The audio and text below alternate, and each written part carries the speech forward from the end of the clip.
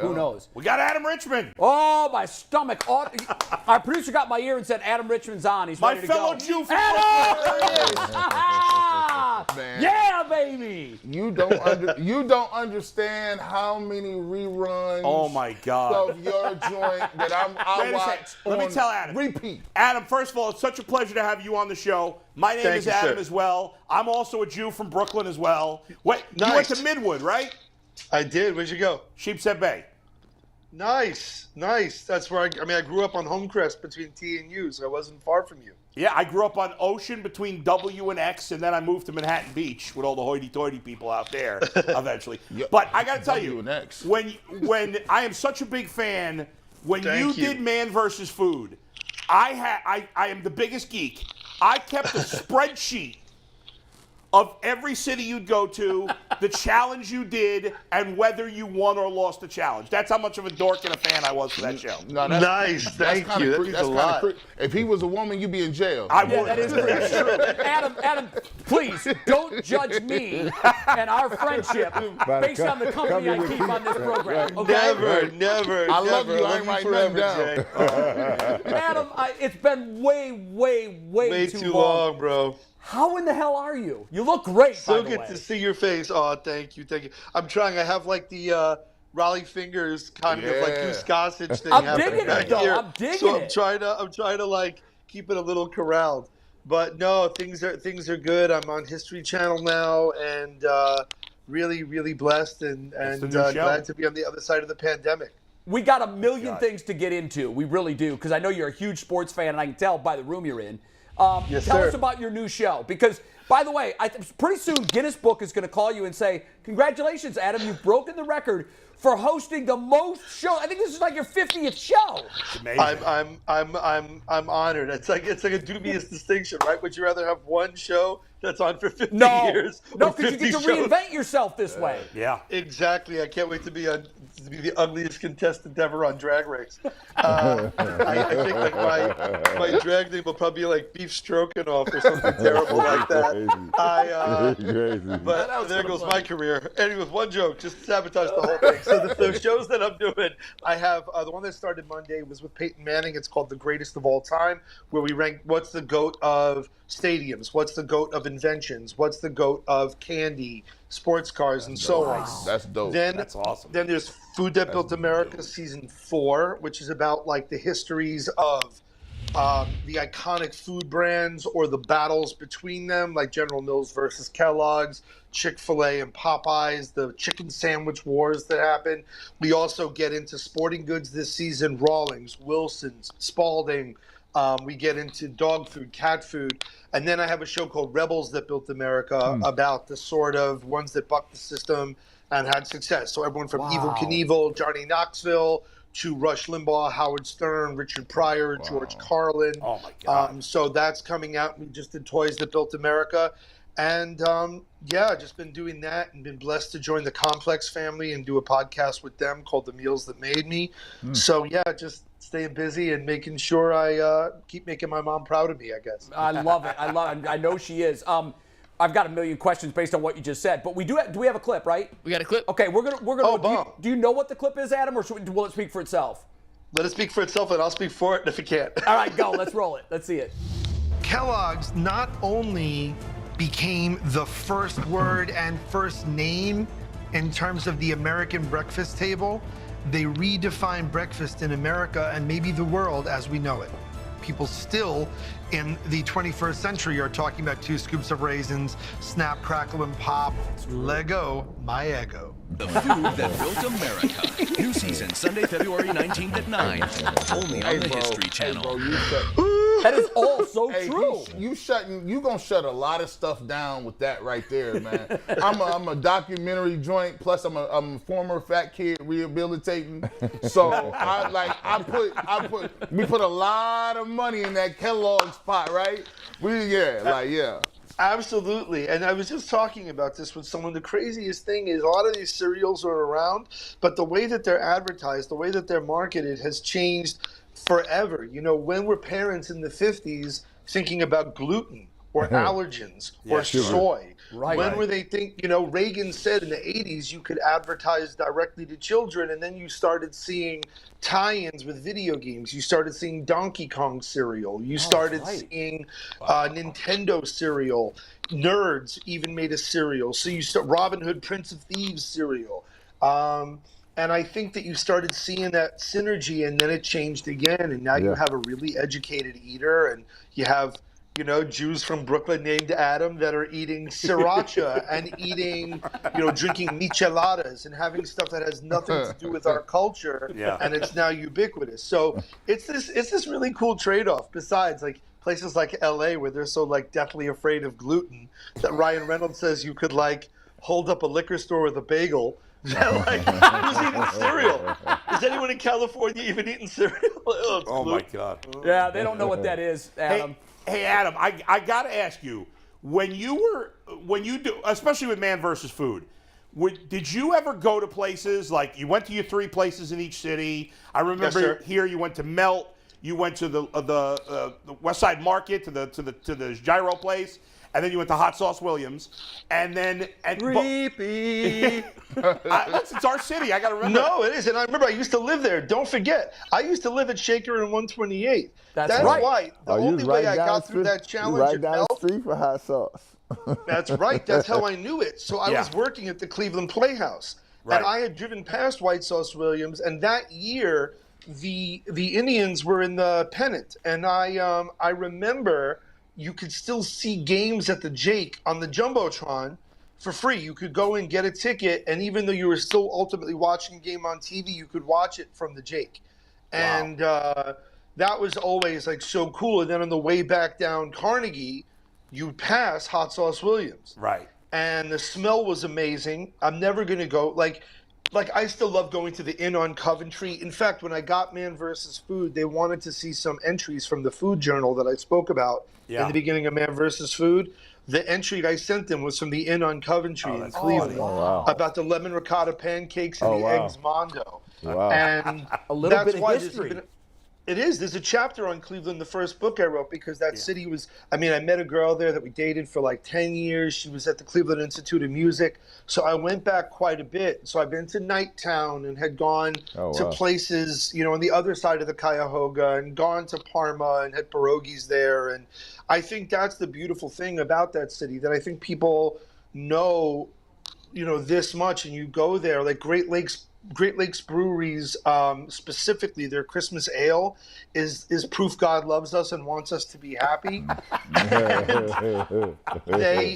But people don't know, like Elliot Ness shot up the bar at that brewery, and the bullets are still in the bar.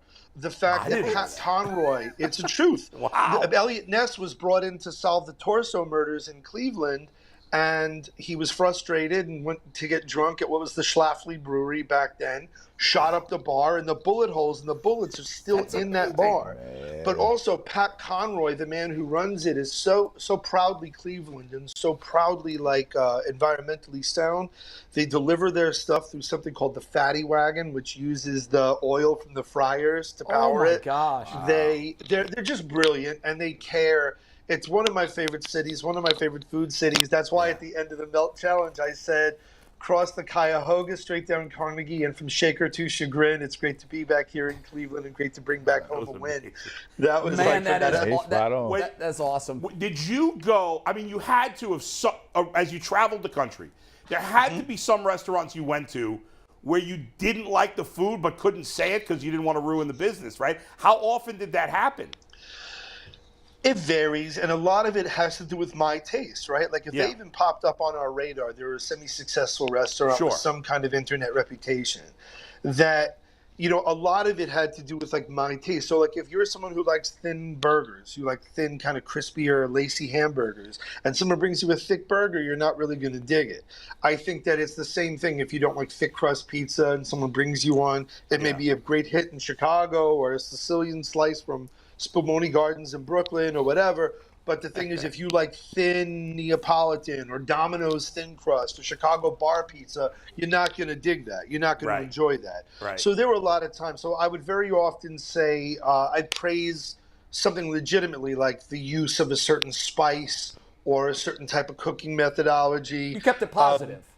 Yeah, my one poker style tell was if I used the term interesting. I said, if you go back and you hear me say interesting, that's Adam treading water. That's funny. And Adam, vamping for time. I was literally in that situation yesterday. So I host a 4:00 show here in Cleveland on the NBC station. We had Chef Eric Wells. He is absolutely phenomenal. He has a business where he'll come to your home and actually make a 5-course gourmet and the best food I've ever eaten. This guy is tremendous. But so we have him in from time to time, and we had him in last night to do a Valentine's Day segment. He knows I hate seafood. He makes 2 dishes that are both seafood based, but one of them he used ground turkey. But as I'm taking a bite, he says that does have fish sauce in it. Oh no. Now, no. Adam. I said, wait a minute, I don't like seafood. What the hell is it? What's in it? No. And he said, well, I probably shouldn't tell you because you're going to hate me.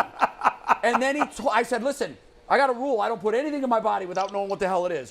What is fish sauce? No. And then he told me, and it's he said it's fermented anchovies. It's delicious, is what it is. I said, what, cat urine wasn't available? And I couldn't spit it out and say it was horrible.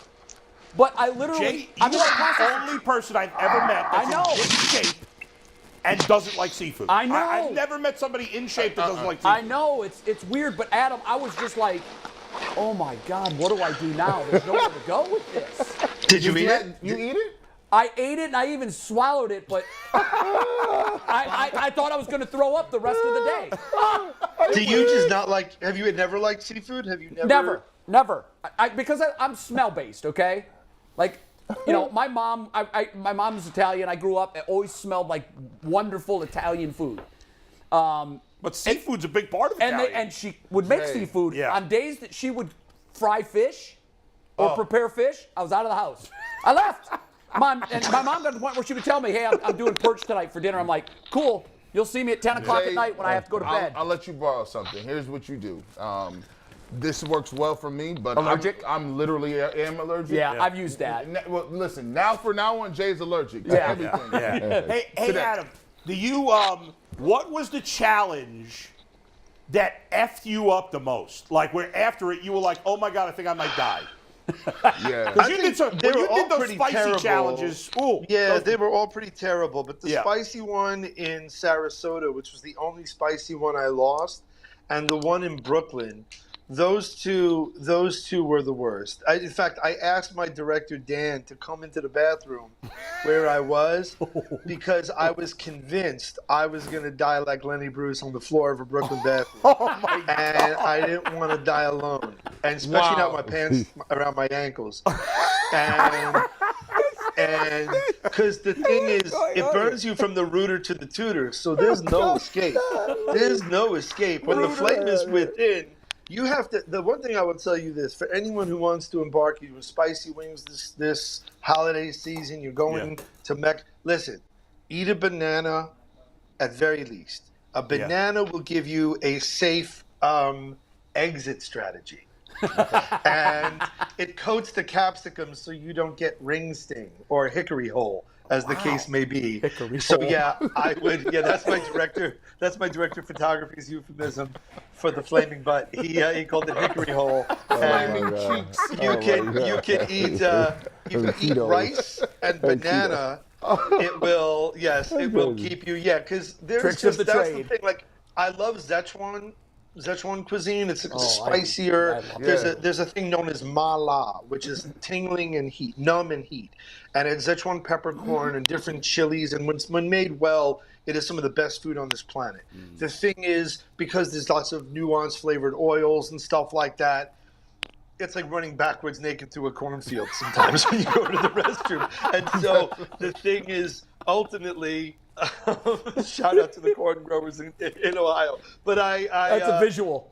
it has a visual, but banana. I learned that from Man vs. Food location, Flying Pie in Boise, Idaho. Wow. Eat a banana and it encapsulates the capsicum. But in all fairness, that's the one thing that's kind of awesome though with like doing Food That Built America and doing these other ones because I've explored like the regional cuisine, the big stuff, the hot stuff, but to break down like why certain things are what they are, like I never knew that a popsicle got its name because the guy who created it let his kids try it, and they were calling it Pop's Icicle, and Pop's Icicle became Popsicle.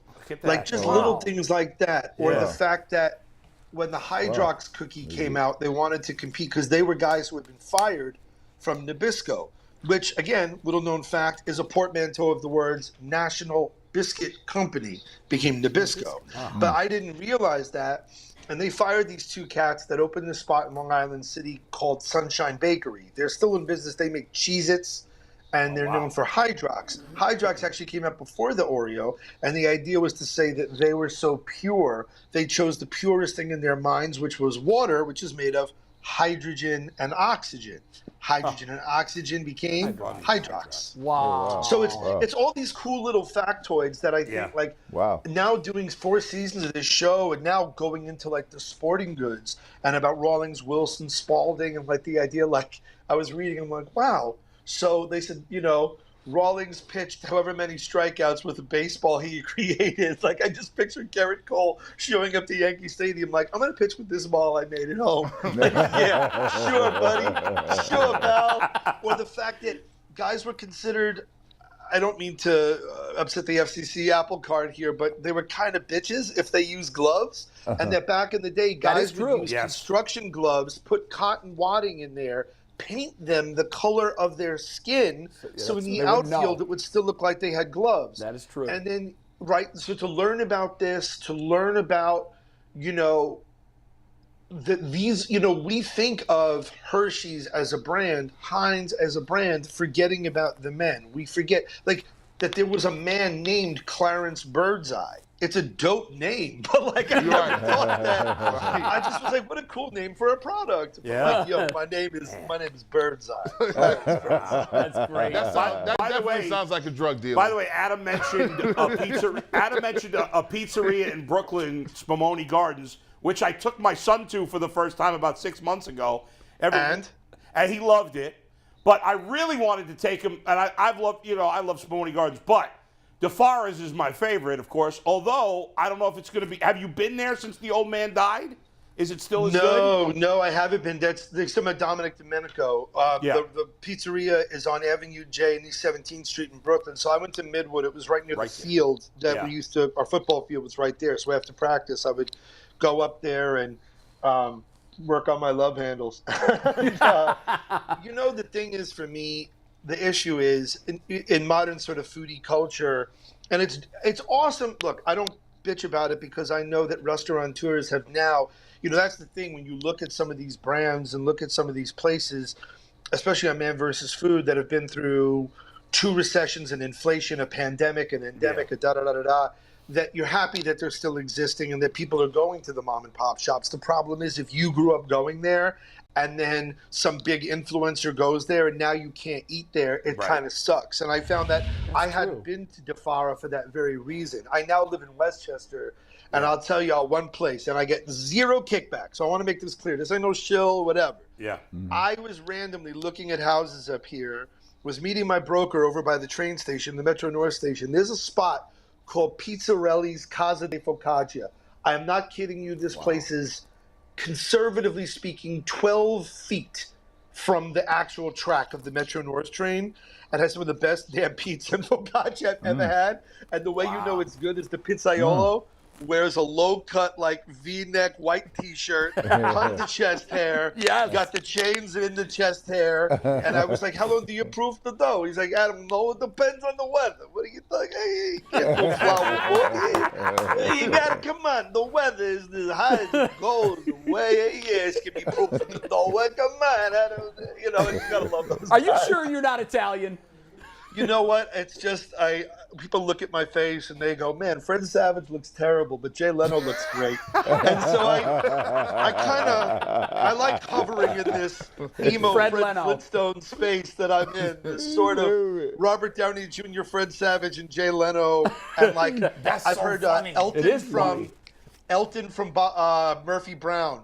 The actor that played Elton, like the four of us just ran and hit each other at the same time, and they're like, "Oh, it's a swarthy Jew." That's hilarious. Hey, McNuggets has been dying to ask you a question. Our producer, better be good, McNuggets. It is. What's up, Adam? Pleasure to have you on. Honor. It's an honor. Thank you. No, it's an honor for us as someone who goes by McNuggets to have the ultimate food expert here. Chicken wings should be its own food group if it's not already. The single greatest food in the world. Drumsticks or flats? You are the food aficionado.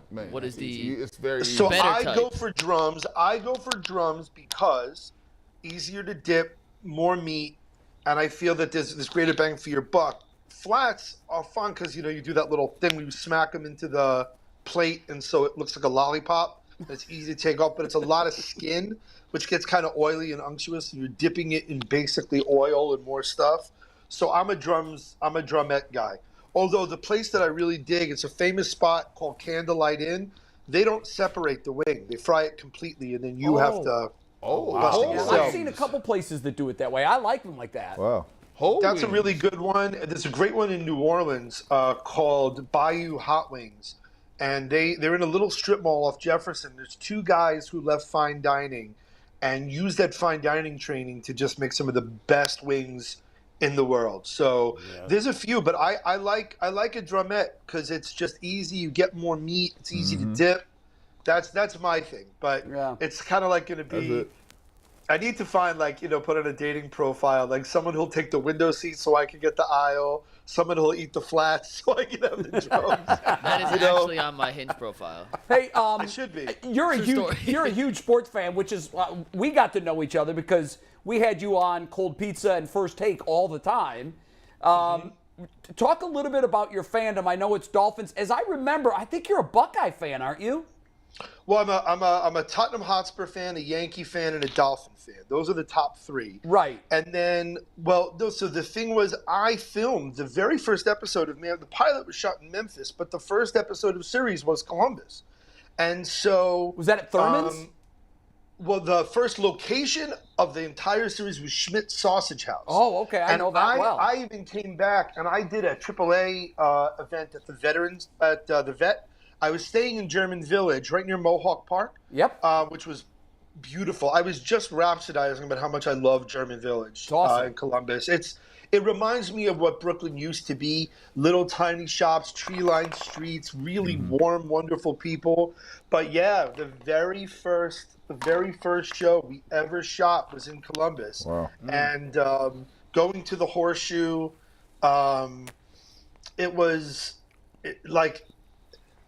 just, I guess for me, knowing about Archie's legacy with the Heisman and, actually seeing, I remember watching Buckeye football, watching the Michigan-Ohio game with my pop, that actually being there and wearing, is it garnet and gray or scarlet? Scarlet gray. Scarlet and gray. And actually putting it on and being in that horseshoe, you can't feel anything other than overwhelmed with the amount of history. It's like a religious experience almost. It really kind of is. It sounds kind of silly. And I was ironically enough wearing a Hot Sauce Williams t-shirt underneath my jersey. But, that's the thing that I feel that especially people nowadays, when you have the Heartland sort of, there's a kind of animosity felt with the coast, which is so whack. That is someone who's lived and loved and experienced parts of Ohio, the Emerald Necklace itself around the city, Severance Hall, the Symphony,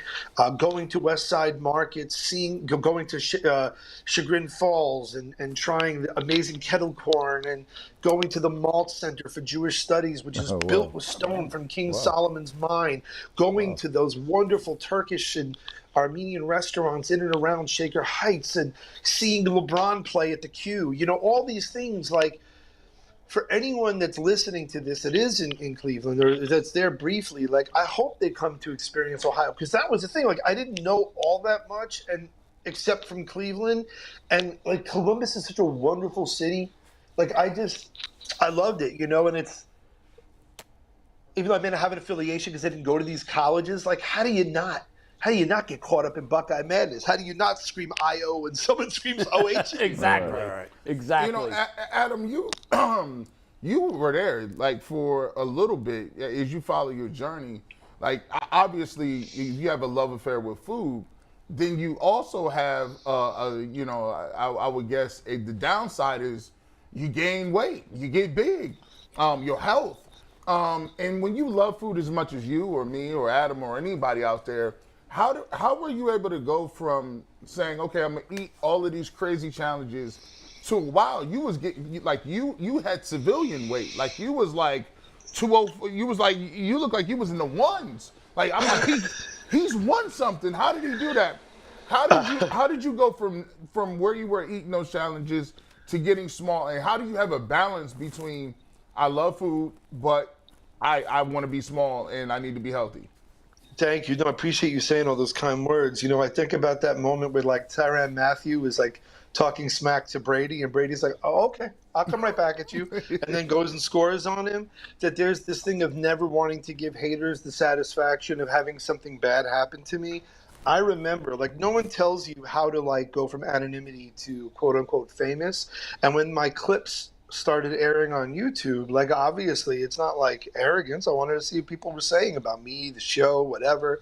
And people I didn't know were wishing that I had a heart attack, hoping my heart explodes on air. You're going to get a stroke. It'll be amazing when he loses his leg, or if they have to amputate a foot. Like people, like you're at people would say to me thinking I would like be excited, like you're at the top of my office's death pool. There were people who had posted something to Funny or Die where they had like reenacted a challenge. Someone was playing me and dies in the middle of the challenge, and like that was like the big punchline of the thing. And so you read this and you're like, these people don't know me and they're wishing me ill. So first you have that moment of feeling really hurt and whatever else, and then like Adam can relate, there's that Brooklyn of F you and the horse you rode in on. Not only am I not going to die, I am going to relentlessly make sure that I look and feel good so that every time you watch my stuff and you're going, this is the one, and I come back for 5 more episodes and 2 more shows, I'm like, that's right. Today's challenge is a giant crap burger. You're welcome to eat it all. So for me, I thank you. So I went. And I also knew the critics would detract too. And so, look, I think Nick Jonas's underwear contract with Calvin Klein is pretty safe for the next bit of future. I don't think Mark Wahlberg's looking over his shoulder. Hey, Tom Brady can enter the space. Exactly. So for me, the bottom line was I had a really great doctor in Florida, in the Jacksonville area. Shout out Dr. Kevin Holthouse. And we talked about it. And he said, I want you to take steps prophylactically so that we don't have to repair damage. So I've never had high cholesterol, but I deliberately took a statin before the show to avoid that. And there's a lot of studies that talk about the preventative aspect. Baby aspirin. He said, I need you to look at an hour of cardio every day like a life-saving pill. I don't care if you do it all at once. So the funny thing was, after challenges, like all my boys would be like, dude, I bet you are just getting booty everywhere around the country. I see these girls coming up to you, kissing you during the challenge, and girls are posting pictures like I met Adam Richman and me at like the Ohio State tailgate. And it's not like college girls aren't drinking and wearing cut-off denim shorts during the tailgate. And I got a Y chromosome as capital as anyone else, right? But meanwhile, there's not so much sexiness like, ooh, I bet that man's going to eat 3 pounds of burrito. The other thing is, after that, my crew would be the one to like go out with waitresses or go out with girls in the thing. And I'll never forget this. We were filming. Oh, I felt like wide open ass. I forget which city it was in. Oh, it was Michigan. I had just done this massive burger challenge at the Fifth Third ballpark. I was so full and messed up. I was speaking in gibberish. My crew is going out with like girls that were at the ballpark and worked with the team, and there were so many cuties. It was summer. It was ball game. It's summer. It's hot. It's warm. It's this, that, and the third. And then all of a sudden they call me. They're like, "Are you going out?" And I'm in the hotel gym on the treadmill holding a gallon of water with my head on the console walking at about 1.7, and I had to do an hour. My doctor was adamant. He said, I do not want this in your system. I need you to get your heart rate up. I need you to get your metabolism up, and I need you to cleanse. So everyone thought that I was always pulling the trigger, but I would have no teeth left. So I would do cleanses and flushes, but you had to do a lot of water and electrolytes and stuff. So the thing is, my boys are calling me like, there's so many cuties here, man. They opened up the back room for us. We got beer, we got this, we got that. And I'm on the treadmill. You sons of bitches. Oh. Hey, man, that's dedication. That's Adam, I know I speak for Adam the Bull, but you know how I feel about you. I feel like you and Adam are separated at birth, brothers from another mother. And I gotta say, like I'm not someone like G watches a lot of food TV shows, and so does Mikey. I don't watch a lot of food shows. What got me into the show was Adam, and I'm not just saying this because you're here. Thank you. You have such a great personality on these shows. You're fun. You don't take it too seriously, but like it's clear you have great knowledge of the food, but you don't take but you're self-deprecating and like that combo is perfect. You made those shows, and I watched the shows that you're on, and I'll watch your new show because of you. But Man vs. Food was my all-time favorite show. Quick, when does your new store start, and when can we see it? Yeah. So Goat started this past weekend. Okay. The one with Peyton Manning. Love that. And Food That Built America, I believe, starts next week. I don't have the date in front of me, and History Channel's going to kick my ass because I don't. Here we go. February 19th. I got you, Adam. Don't worry. 9/8 Central. Thank you. So yeah, and the one about buffalo wings, by the way, is March 5th. It's called Flight of the Buffalo Wing. And nice. I say this because I know we have running out of time, but it's important to me, especially in the modern era. A kid from Brooklyn that we're celebrating Elvis now, and people talk about, how Elvis's music really had roots in the black music of the South and church music from the South. And one of the best things about, as we come up on the weekend where more buffalo, that the average American will consume 18,000 buffalo wings in their lifetime. Insane. That you think about this, but that the buffalo wing, which everyone always attributes to the Anchor Bar and the Bellissimo family in Buffalo, actually, there was a black man named John Young who had a restaurant called Wings and Things on Jefferson in Buffalo, which sort of amounted to a black Main Street in Buffalo.